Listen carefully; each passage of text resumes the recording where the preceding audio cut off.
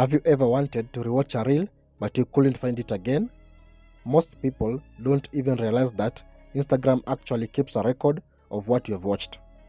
In this video, I'll show you how to see Instagram Reels watch history. And if you find this guide useful, like, share and subscribe.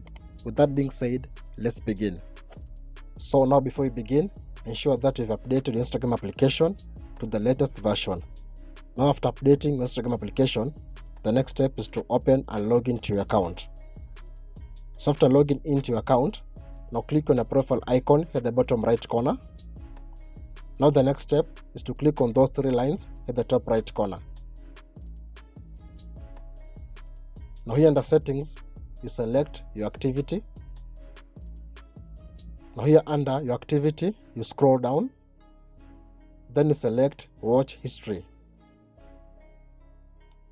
So now when you click on watch history, you'll be able to find reels that you have watched in the past 30 days.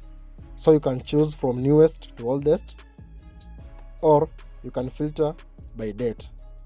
And that's how to see watch history on Instagram. Now if you find value in today's video, like, share and subscribe. Thank you so much for watching and hope to see you in the next one.